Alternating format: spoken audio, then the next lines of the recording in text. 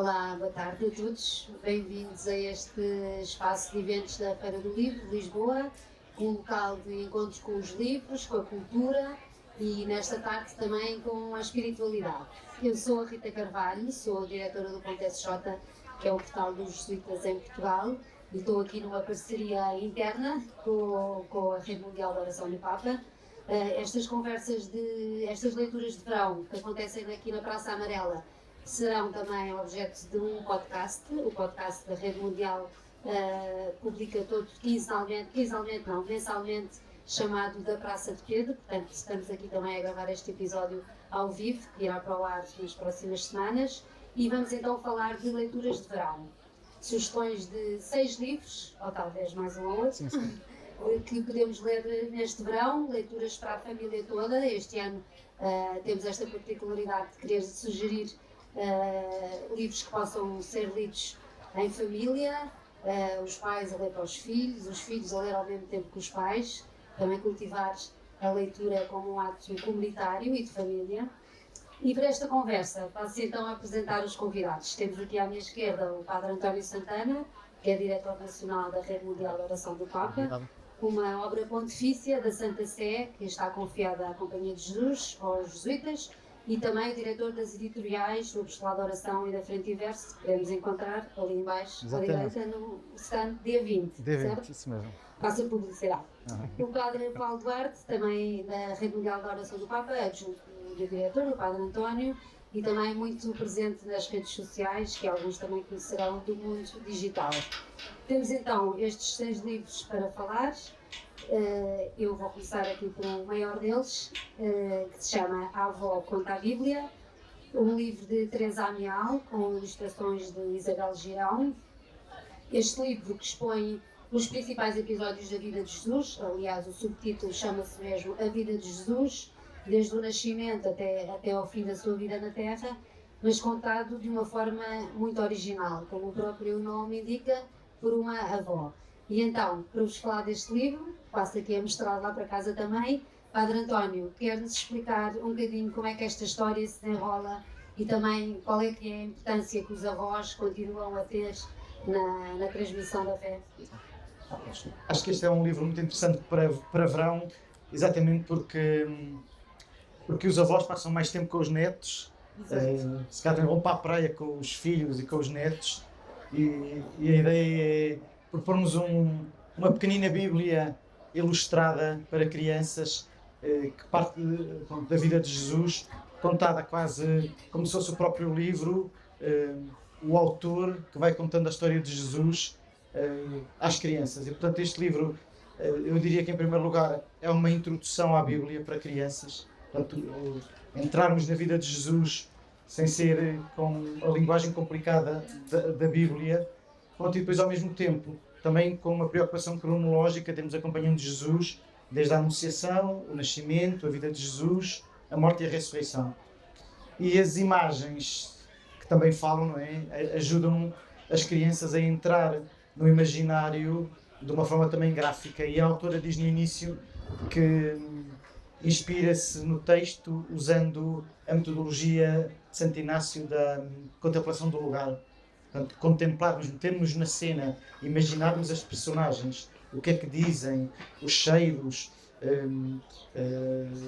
todo o ambiente onde as cenas acontecem. E, portanto, a imaginação, de certa forma, também nos ajuda a criar o cenário para depois podermos fazer aquilo que é o mais importante, que é tirar proveito da vida de Jesus para cada um de nós.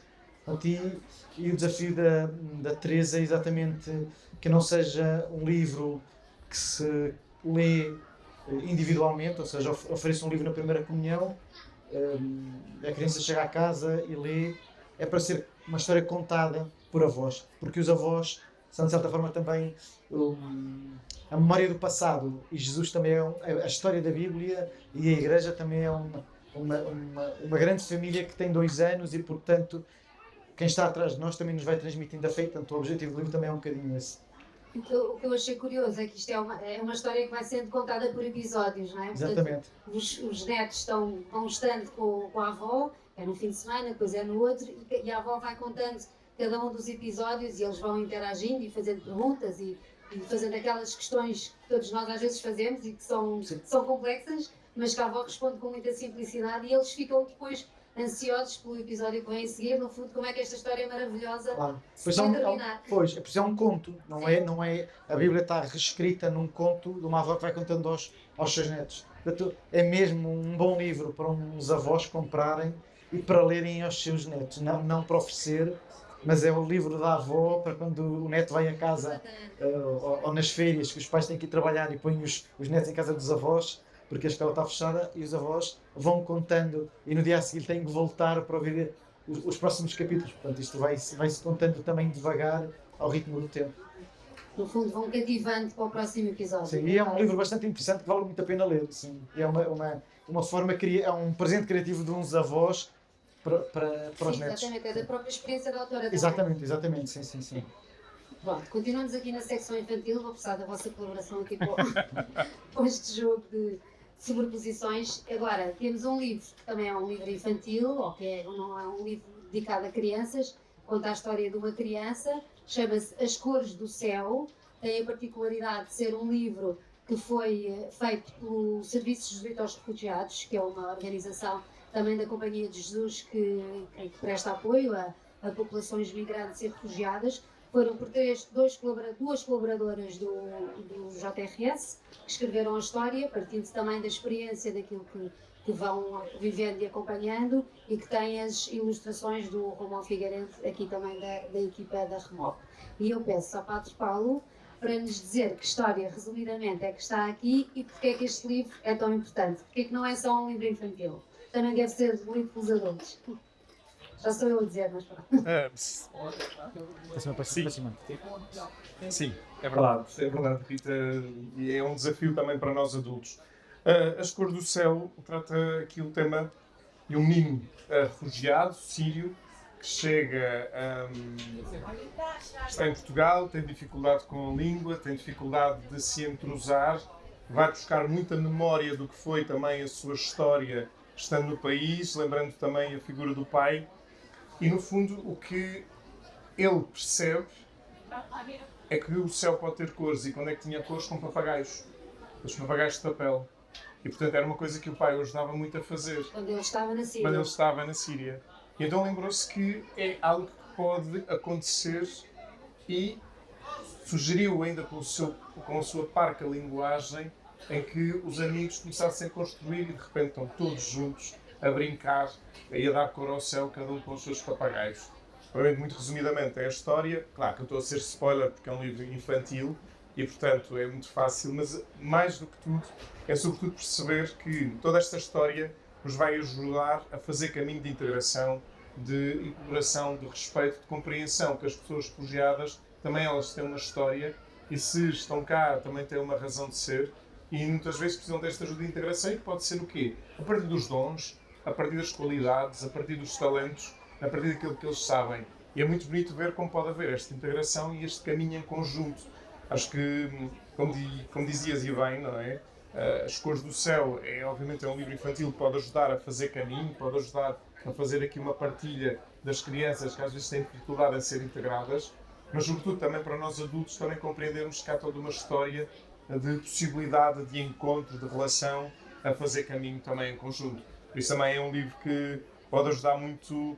Olha, os tempos de verão ajudam à reflexão, então a refletir também como é que nós nos podemos ajudar uns aos outros. E que nos podemos encontrar, não é? Porque no fundo essa criança não estava a sentir-se integrada na sua escola, porque não dominava a língua, e isto é muitas vezes um entrave que nos afasta das pessoas migrantes e refugiadas, é não percebermos a sua cultura, a sua linguagem, mas no fundo através do encontro e da relação é possível superar. É possível, me volto a repetir, quando nós pomos os talentos e os dons a render, são internacionais, universais, todo o ser humano tem, então entramos em colaboração.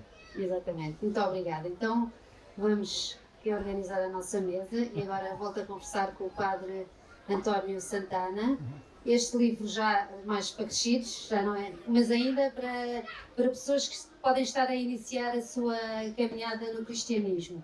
Conhecer Deus através de Jesus, uma iniciação ao cristianismo, de Michel Quesnet, que é um sacerdote da Congregação do Oratório, também professor universitário, e que simplifica neste livro as bases do cristianismo, as bases da religião e que nos ajudam, e das pessoas que desejam conhecer melhor este Jesus. Uma coisa que me saltou logo à atenção é que ele logo na introdução descreve a fé cristã não como um conjunto de verdades às quais podemos ou não aderir, mas que tem por base uma relação com uma pessoa, Jesus Cristo, e é através destes encontros aqui descritos que é possível essa aproximação.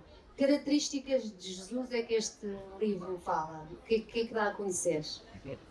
Eu diria, antes de começar, eu diria que, partindo deste livro, dava a contar a Bíblia, para este outro livro que também fala sobre a Bíblia, estamos sempre dentro de um grande mistério, que é conhecermos Deus, né, através da palavra. E a verdade é que Michel Quesnel consegue ajudar-nos a entrar no tema da vida de Jesus, também de uma forma muito pedagógica, porque nos aproxima de um Jesus muito humano e muito próximo de nós.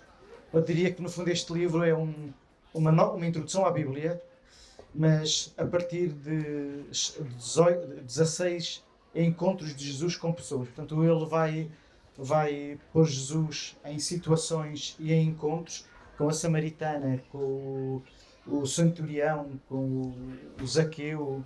Portanto, acho que eu diria que a grande característica que este livro nos traz sobre Jesus é a relação. É um Deus que quer vir ao nosso encontro para nos transformar a partir da amizade, da relação, do diálogo. Portanto, acho que é bastante interessante os 16 temas, os 16 excertos da Bíblia escolhidos para falar de Jesus, que são todos encontros com pessoas frágeis, pecadoras, limitadas, e que saem transformadas desse encontro. Portanto, o encontro com Jesus transforma a nossa vida. Era isso que eu ia perguntar, porque são encontros dos quais as pessoas não saem iguais. Não saem iguais. O livro, no fundo, é uma introdução à Bíblia, como a avó conta a Bíblia, mas numa proposta para adultos, portanto, muito focada nos 4 evangelhos, mas não cada um individualmente.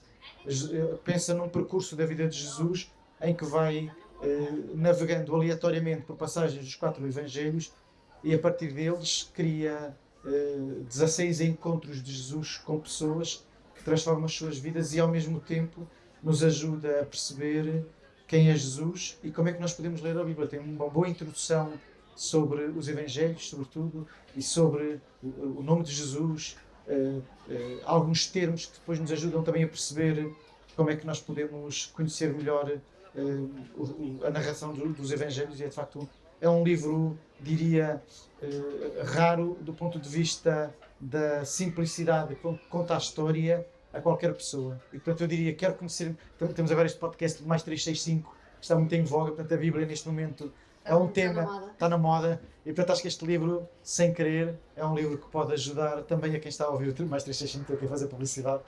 E bem. Bom, sem estar na lista, vou aqui trazer um outro livro. Também fala da Bíblia. Exatamente, mas que saiu depois, temos feito o elenco, é o último livro que saiu da editorial AO, Padre Miguel Gonçalves Ferreira, que se chama Tirar a Bíblia da Estante, que é no fundo também uma proposta muito similar àquela que trouxemos, mas numa outra abordagem, porque conhecer Deus através de Jesus, no fundo, conta a história de Jesus a partir da sua vida pública, da sua vida pública, com encontros, enquanto que o Padre Miguel, em cada capítulo, vai buscar um evangelho. E, portanto, mais do que narrar a vida de Jesus, ao fazer uma leitura de passagens bíblicas, ajuda-nos a tirar a Bíblia que tem pó da estante, não é? Temos todos a Bíblia na estante, cheia de pó, obriga-nos a tirar a Bíblia e também ajudar a lê-la. Portanto, são duas leituras diferentes, uma estava programada, a outra não, mas são duas opções para férias bastante interessantes. Este que escolhemos é mais pequenino, este dá para uma semana de praia e é bastante interessante para quem quer depois chegar a casa e durante o ano pegar na Bíblia e poder lê-la de uma forma mais profunda. Sim, sendo que este do Padre Miguel também tem depois alguns pontos de oração para a pessoa ir relacionando estes episódios da Bíblia com a sua vida concreta. Exatamente. Sim. Mas são dois. Dá mais trabalho de ler esse. Exatamente. Talvez. Mas também uma linguagem bastante acessível. Sim.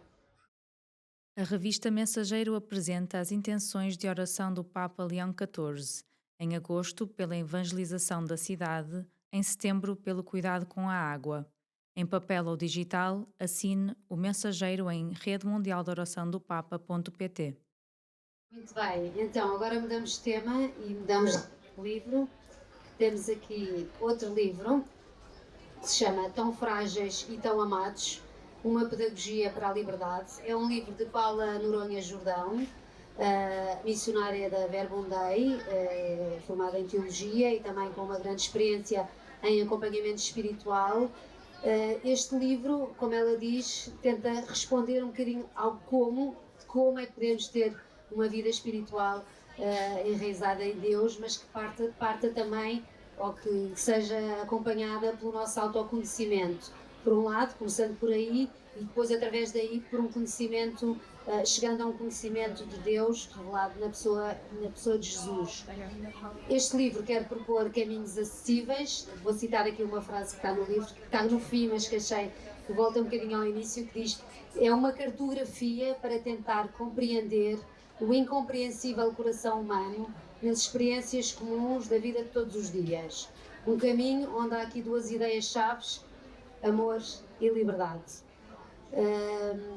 Pato Paulo, também esta é a sua praia, esta área do autoconhecimento e do trabalho da liberdade. Queria que se calhar começasse por explicar um bocadinho o que é esta. A autora logo no início fala de uma parábola da afetividade e põe lá várias coisas num coração, até tem uma imagem. Quer-nos explicar um bocadinho este conceito que é a partir do qual se desenvolve no livro? É muito bonito perceber. É muito bonito perceber como a proposta da Paula é mesmo de, como dizia, de autoconhecimento a partir de uma profundidade de descoberta. Neste caso, a parábola. Ela pega na parábola porque é muito conhecida ao nível do Evangelho. As parábolas de Jesus, não é? Ou seja, como o modo como Jesus contava parábolas e como é que elas nos transformavam. E, portanto, como ela diz, não é, que a ordem de sua apresentação e o seu lugar na figura geométrica não é rígida nem fixa, também não pretende isso, mas o que é certo é que vai apresentando o coração com esta parábola, mas que no fundo é um percurso, começa com as sensações, que é logo o primeiro impacto, depois vamos aos pensamentos, aos sentimentos e de repente chegamos aqui à afetividade que toca às necessidades. E desde aí vamos compreender os desejos, a vontade, as decisões e desde aí as ações, não é? Portanto, há aqui este percurso, no fundo, de escuta, de ir ao fundo, para depois como é que nós podemos agir e decidir. E também, podemos estar a dizer, e é verdade, ou seja, hoje em dia com uma linguagem muito acessível, e dizia na apresentação, Rita, que nós, ainda mais com o mundo de hoje, que hoje parece que toda a gente tem certezas. E se alguém tem, eventualmente, uma perspectiva diferente, se alguém tem um modo, ou até apresentar algo que possa ser até um bocadinho, há quase um ataque muito grande, há mesmo quase, diríamos, um ódio visceral de alguém que pensa diferente. E de repente paramos num livro, e os livros também nos ajudam a isso, a perceber que cada um de nós, sem exceção, vive na complexidade. E mesmo que eu possa ter até quase uma certeza ideológica de qualquer tema, ainda assim o seu coração, o meu coração, vive da complexidade. E muitas vezes as reações também são o quê? Resultado de falta de amor próprio, falta de conhecimento interior, e então está-se à defesa. E é muito bonito como a Paula vai apresentando como a fragilidade e o amor também estão de mãos dadas. Também não é de nada está a fazer uma apologia da fragilidade ou da vulnerabilidade. É só uma consciência de como isso pode ser caminho de um encontro para o amor. E como algo pode ser também tão forte nessa transformação, no fundo, que depois ela também fala aqui uma pedagogia a partir da experiência de Jesus, como aconteceu e como acontece, as pessoas saem diferentes depois desse encontro. Porquê? Porque Jesus pode nos fazer espelho de algo transformador de nós. E então esse espelho tem que ser este trabalho interior que cada um de nós tem de fazer. Agora, uma pergunta mais direta para a sua atividade pastoral, que passa muito por atender muitas pessoas, seja também através do digital, de alguns apelos que surgem por aí. Como é que sente que as pessoas hoje em dia estão ao nível do seu autoconhecimento? Porque muitas vezes estamos aqui só na parte superficial e nem sabemos porque é que fazemos ou pensamos ou desejamos algumas coisas. É muito bonito que quando, em algumas formações, quando estou a orientar formações e me convidam para orientar formações e estou a falar desta dimensão do autoconhecimento, eu lanço 2 perguntas, muito simples. Quem sou e como estou? E digo às pessoas para durante 5, 10 minutos pararem para pensar um bocadinho. Perguntas para a vida toda, não é? Claro, são 2 perguntas simples. Quem sou, como estou? E depois a seguir pergunto, passados 5 minutos, eu começo a ver ninguém a escrever, tudo a olhar, e eu pergunto, então, estas perguntas são fáceis ou difíceis? Não são muito difíceis, sobretudo quem sou. Eu disse, pois é tão estranho, que é tão difícil saber quem sou, e nós, há uma pessoa com quem estamos 24 horas por dia, somos nós próprios. Ok, às vezes estamos a dormir, não temos essa consciência, mas também nos sonhos podíamos falar disso, dava muito que pensar. Mas o que é certo é que o autoconhecimento parece que nos conhecemos, mas não nos conhecemos, porque é exigente. E sobretudo uma das coisas que também a Paula fala aqui, e a minha experiência também, quando tocamos em realidades que não gostamos de nós, paramos. E não queremos ver.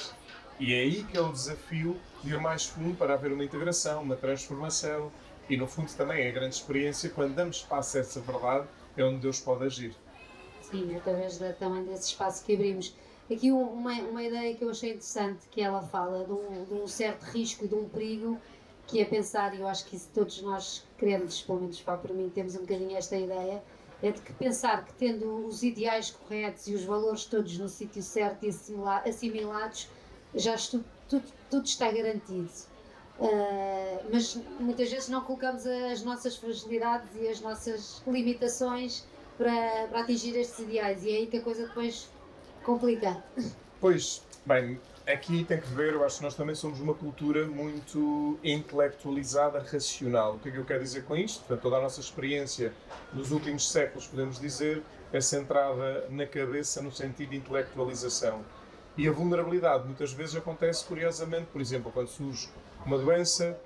Há pouco estávamos a falar nas relações, quando, por exemplo, relações que às vezes são conflituosas, na família, no trabalho, às vezes até com os amigos, e então aí que surgem, por exemplo, muitas interrogações e onde vem a vulnerabilidade e a fragilidade.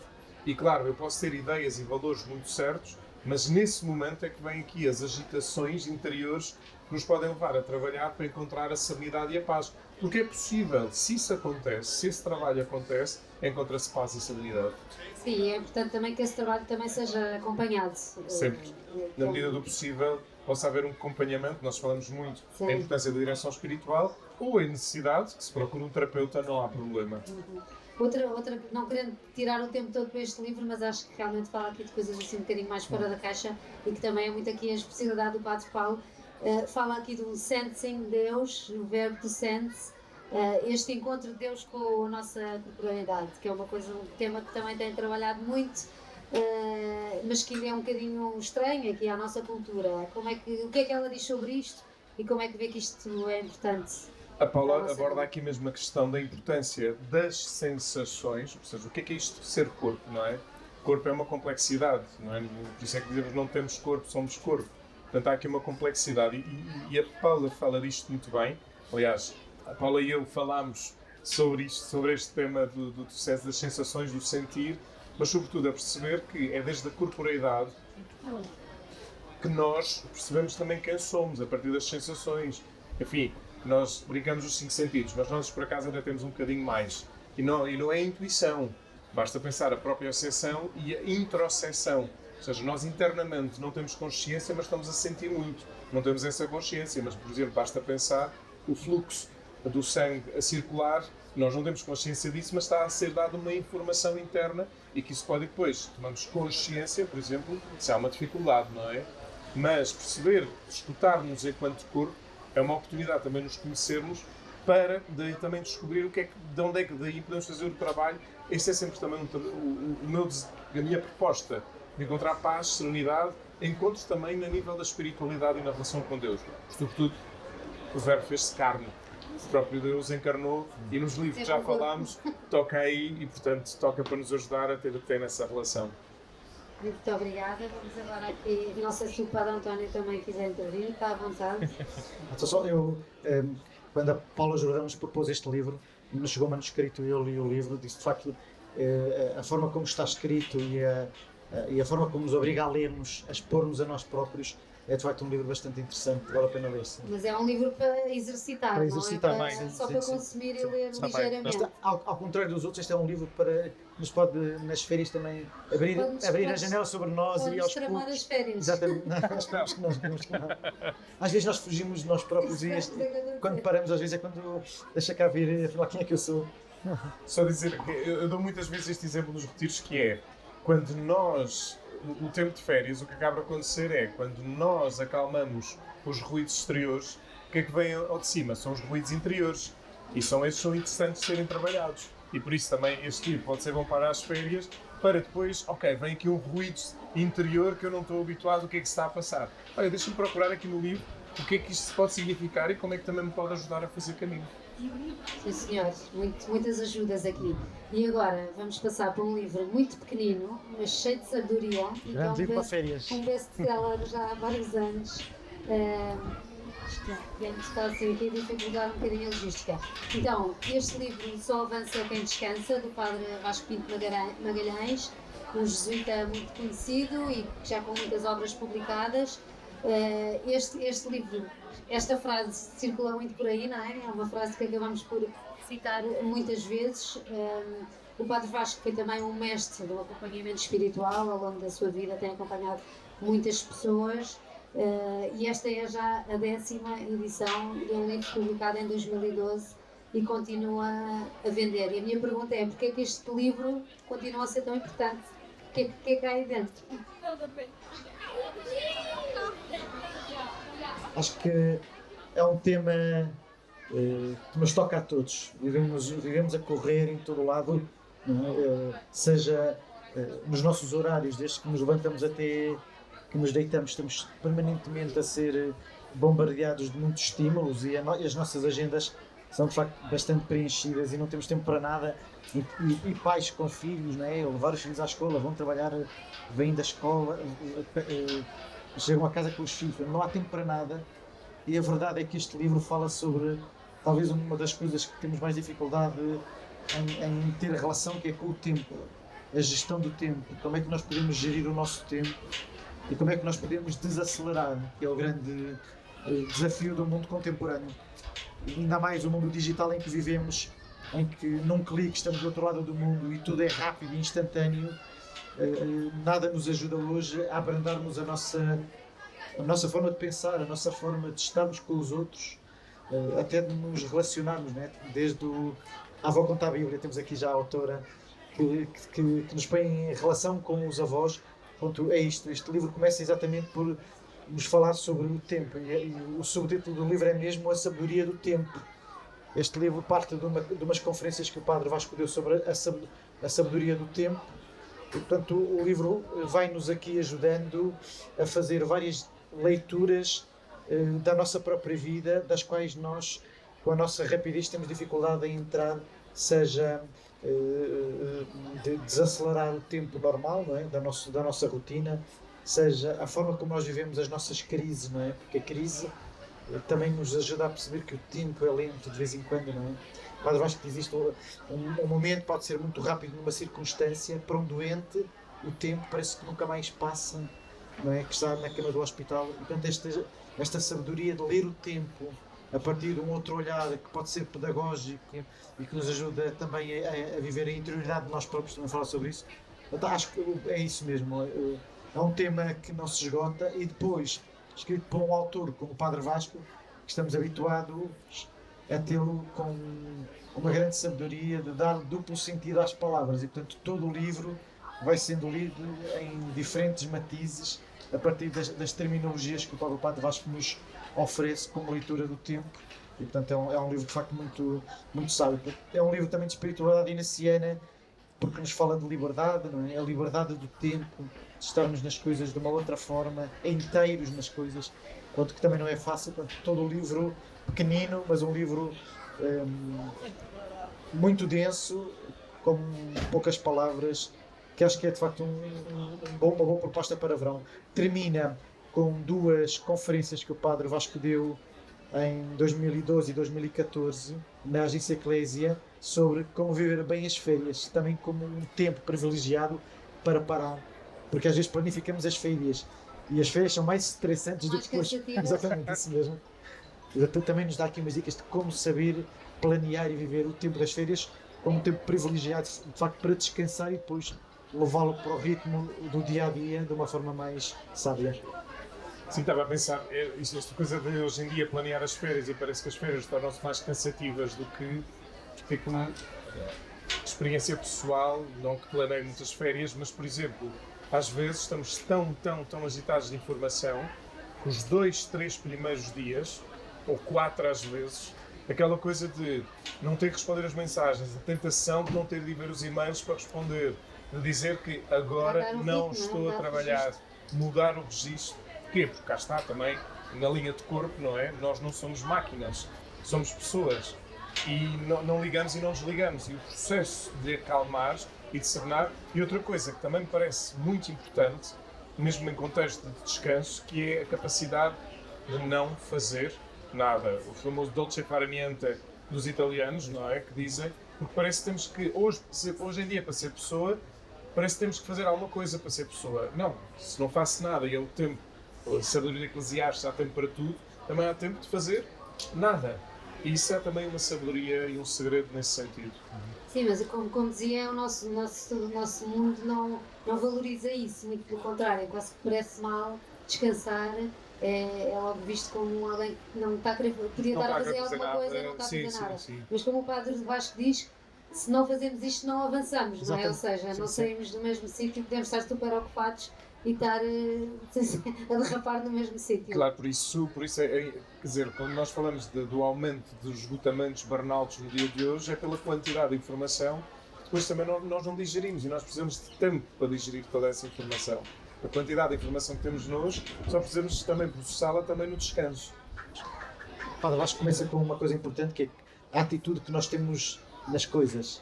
E a atitude também nos ajuda a desacelerar. Não é? Ele diz que nós temos que ser mais peregrinos na vida. O peregrino é aquele que vai contemplando e vendo, não é? E portanto também vai aprendendo com o caminho. Portanto, é um bocadinho essa a sua proposta de leitura deste livro.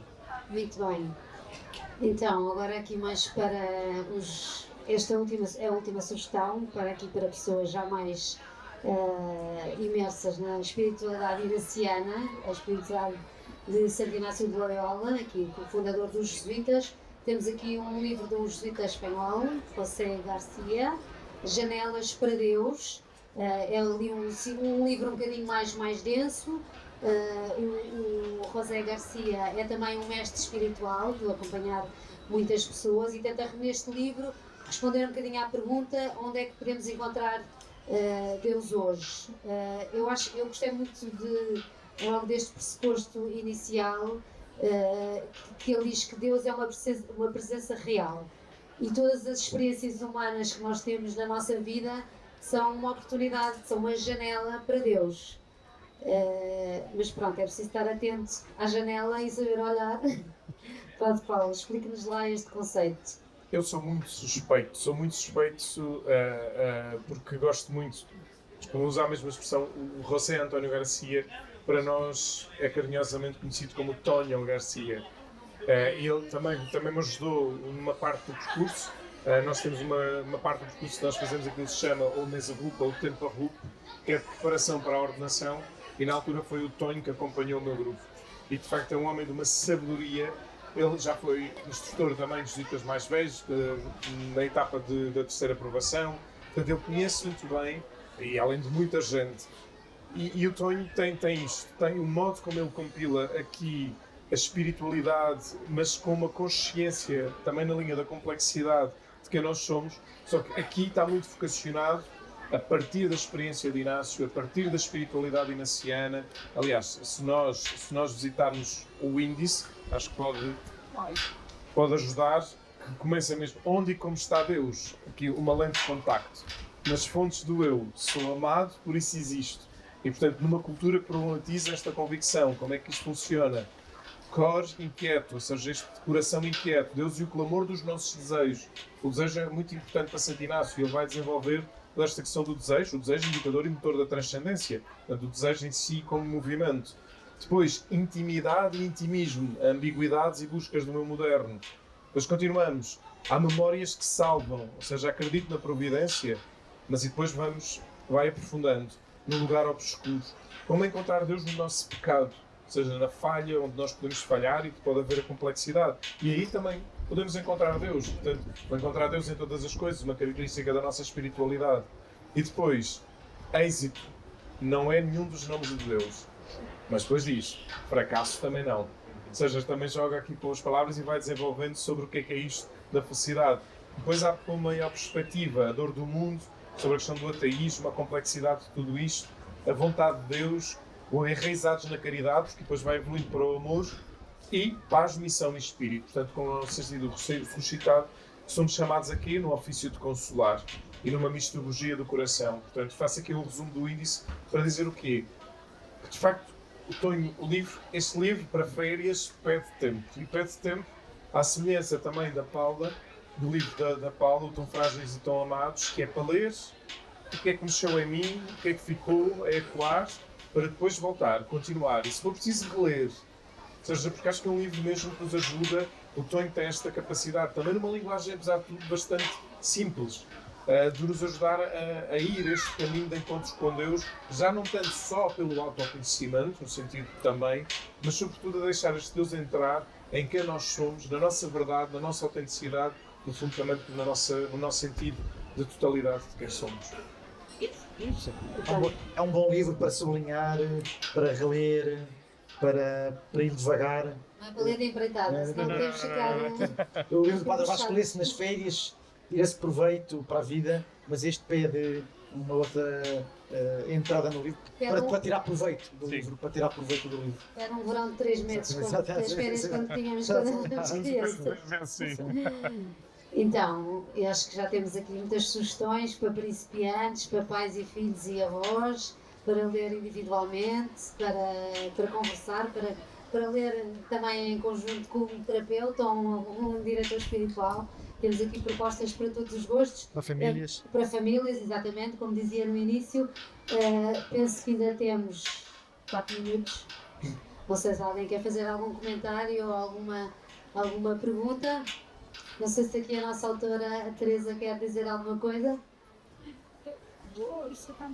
Pode vir aqui que assim fica no nosso podcast também lá em casa. Aqui a Teresa que escreveu este primeiro livro do qual falámos. Teresa, bem-vinda. Olá a todos. Bem, eu não posso dizer grande coisa a não ser que para mim foi uma enorme surpresa e fiquei muito feliz com esta escolha do meu avô contar a Bíblia para leitura de férias. E parece-me que entra mesmo naquilo que estavam a dizer, tanto como para os pais, porque a verdade é que antigamente, eu sempre ouvi dizer, agora que também já sou avô, que os avós são aqueles que têm sempre tempo. Só que agora muitos avós também já têm tão pouco tempo como os pais, porque também muitos de nós ainda estamos a trabalhar, etc. E então, como leitura de férias, acho que realmente a ideia de que tanto pais como avós possam ler aos filhos e responder a perguntas difíceis, porque este livro tem muito esse objetivo, ou seja, não é propriamente contar a vida de Jesus, é mais explicar a vida de Jesus em palavras simples, dentro daquilo que é possível, mas que tem perguntas do género: se Deus é tão forte e poderoso e bom, como é que deixou o filho morrer? Ou porquê é que deixou o filho morrer? É esse tipo de coisas que eu espero que tenham aqui as respostas e que seja uma ótima leitura e principalmente que proporcione, como nós temos visto com os meus próprios netos, momentos de muito boas conversas, porque os miúdos são mesmo incríveis, depois fazem perguntas e as suas observações são extraordinárias e é ótimo que eles tenham um bocadinho mais tempo para os ouvir com o tempo. Obrigado. Obrigadíssimo. Obrigado. Obrigada. E ajuda também depois os avós que não souberem responder a ir à procura das respostas. Ou aprofundar as respostas, que a maior parte já estão aqui. Obrigada, Teresa. Exatamente.